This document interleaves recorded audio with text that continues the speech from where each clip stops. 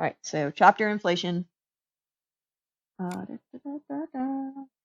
Question 1. Blank is defined as a sustained increase in the general level of prices for goods and services in a country and is measured as an annual percentage change.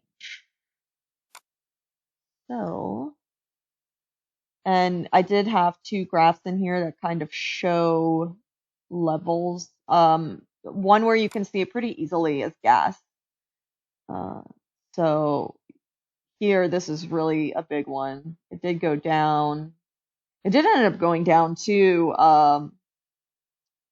fairly recent. So when I say recently, I mean, after 2012. So this stops at 2012, which is where it went up to a ridiculous amount.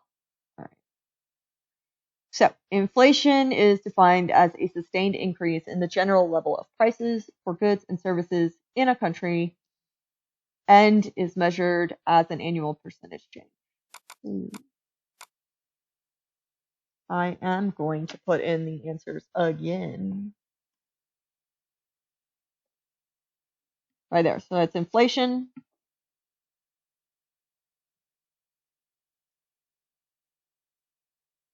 All right, number 2. When price is blank, and alternatively, when the value of money falls, you have inflation.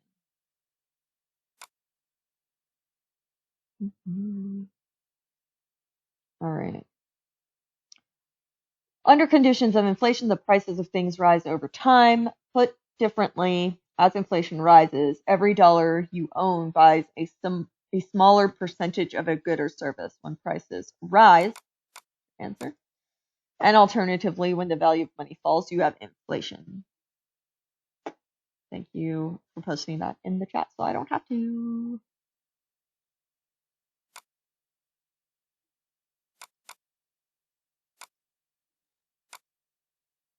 If anybody leaves and yours isn't done, I swear I'm going to take off. I'm just going to give you 0. Alright. This type of inflation is caused by the overall increase in demand for goods and services, which bids up their prices. Now, there is a whole paragraph in here that continues to explain the percentages.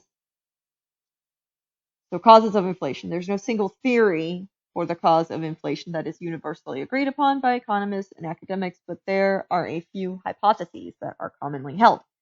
Demand pull inflation. Inflation is caused by the overall increase in demand for goods and services, which bids up their prices. This theory can be summarized as too much money chasing too few goods. In other words, if demand is growing faster than supply, prices will increase. This usually occurs in rapidly growing economies. The theory is often promoted by the Keynesian school of economics. So this one is probably not something you would really see in the US. This is if kind of happens more suddenly. So this really still kind of goes with supply and demand, but it is extremely dramatic. Normally the thing about supply and demand is you just you'll end up decreasing again over time. Like it's going to go up and down. All right, this type of inflation is caused when companies' costs of production go up. Now, this is one of the criticisms that comes up a lot when we're talking economics. Demand pull inflation. Cost push. Cost push inflation. Inflation is caused when companies' costs of production go up. When this happens, they need to increase prices to maintain their profit margins. Increased costs can include such things as wages, taxes, or increased costs of natural resources or imports. So this actually is probably one of the more likely cases, and this ends up happening. This does end up happening in the United States, and it's the main criticism of why people will argue against a living wage instead of a minimum wage. This type of inflation is caused by an oversupply of money in the economy. I feel like this is another one. I think this one and this one up here are kind of US problems.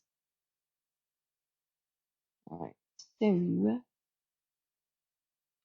monetary inflation. Inflation is caused by an oversupply of money in the economy.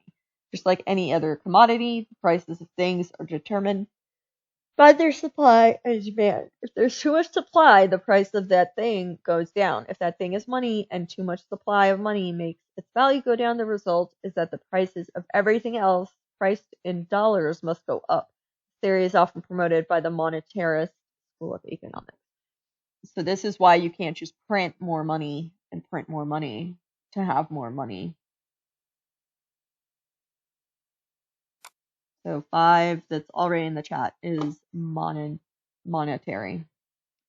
All right, and we've got 2 things here. Inflation hurts savers since a dollar saved will be worth less in the future. So in this area, it talks about who is affected by inflation. So, and this is your winners and losers from inflation. Creditors lose and debtors, borrowers gain under inflation. For example, suppose a bank issues you a 30-year mortgage to buy a house at a fixed interest rate of 5% per year, costing $1,000 per month. As inflation rises, the cost of that $1,000 per month decreases, which benefits the homeowner, especially if the rate of inflation exceeds the interest rate on the loan. Inflation hurts savers since a dollar saved will be worth less in the future, unless money is saved in an account that pays an interest rate at or above the rate of inflation. The purchasing power of savings will erode. This phenomenon is sometimes called cash drag. So, yeah, number 6 is true.